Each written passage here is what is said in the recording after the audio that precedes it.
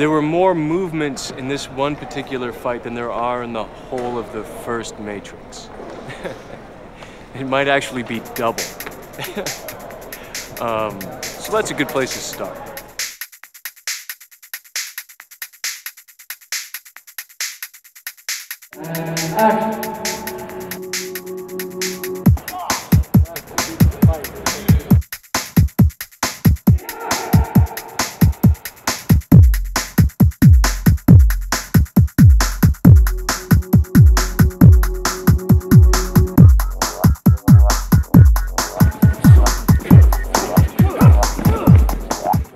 Keanu fighting 100 versions of Hugo. But the boys have created and choreographed a sequence that is so intricate and so involved. In the Burly Brawl, you see Neo being more and more challenged so that he has to raise his level of skill to combat the opposite will. Smith, my character, has no resolution, cannot conquer the opposite will, because in that moment there is no understanding of that, of how to do it physically. So he escapes. What's really cool is that the scene in itself has 3 acts. The first act has about 8 Smiths versus Neo. The second act is up around 25, and then the third act is up to 80 Smiths in the park at once. Along the way, we start with stunt doubles and somewhat conservative Hong Kong style block-offs and quick cuts everywhere. Then as we get to the second act, where there's 25 men, there'll be like a mixture of CG Smiths and head replacements and doubles going on all at the same time. In the third act, where there's up to 80 men, this will be all virtual, all computer graphics, including Neo.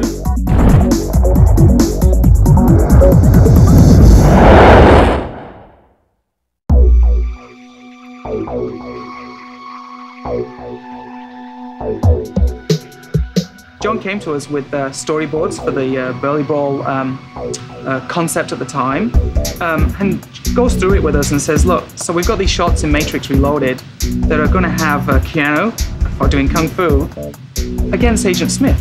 And John goes, so yeah, there's a couple of them. Well, maybe more than a couple, 5, 6, 7. So we start going, well, I guess we'll have to like shoot, lock up the camera and shoot multiple passes. And he goes, no, you're not quite getting it. It's more than 6 or 7. It's kind of 100, maybe 200, maybe 300 in one shot. Oh, okay. Huh. And then he says, yeah, and kind of bullet time as well.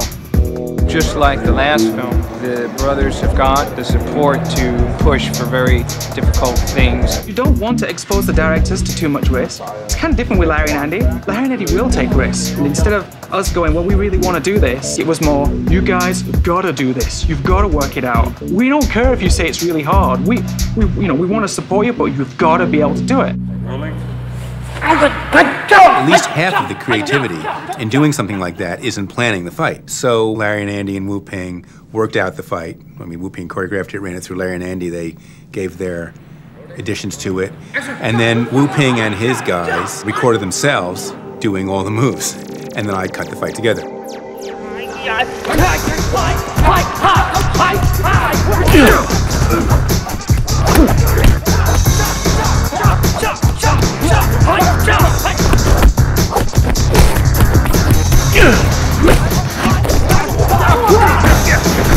We didn't pre-plan the photography, and the procedure for that was to figure out, by way of Wu Ping's guys, what amazing feats Neo was going to do, figure out what percentage of that was actually capturable, and or a percentage of capture plus animation extensions, and some was just pure animation. John managed to get some research funding from Larry and Andy and the studio, and we set off doing a test. 3, 2, 1, action! We're doing this test August 14th, 15th, and 16th, year 2000. This is our first proof of concept on this idea. We've been running universal capture tests to create the synthetic face and form of Keanu for the last month and a half. Our big goal is by October, November to start having a representation of all these pieces in a virtual environment. These dudes obviously are Wu Ping's mind-blowing martial arts team. They're wearing all these highly reflective balls, and these balls are being read by these cameras up here in a procedure known as motion capture. 120 times a second they are flashing light. It looks like they're constant, but they're not. They're really strobing, and the balls, being super reflective, kick back every time they're being flashed. And we take the data and we begin to calculate where all of the little markers on their bodies are. We have taken the motion of one of the best martial artists in the world, and we have put it inside the form of Neo. So now we have a very capable Keanu Reeves kicking the living shit out of many dudes at once.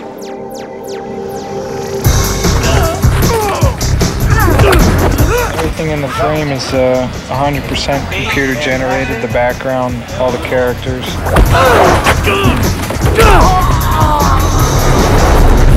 Our methods completely surround three-dimensionally recording performance and then editing a lot of performances together into a longer performance.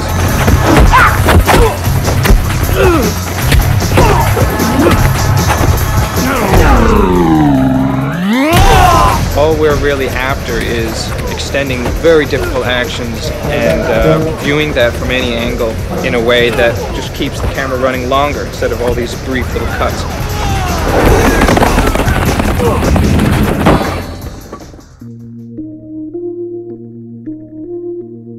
The park set had to accommodate a large fight where there were going to be several hundred people, I suppose. It's the sort of place where people once had lived and played, and kids grew up in the playground there and had a great time, and then kind of the world had moved on and just left this void. If you can imagine maybe like a 20-25 story tenement park, it was like probably twice the size of an average soundstage. One of the wonderful things is that Owen puts so much detail into every set he builds that it can only make our visual effects look better. It's just really great. And we came in and we took 2,000 stills of the set as the initial pass to help us digitize every little thing from every window to every tree to the playground set. It's pretty much the only way to capture something as lush and detailed as Owen's set.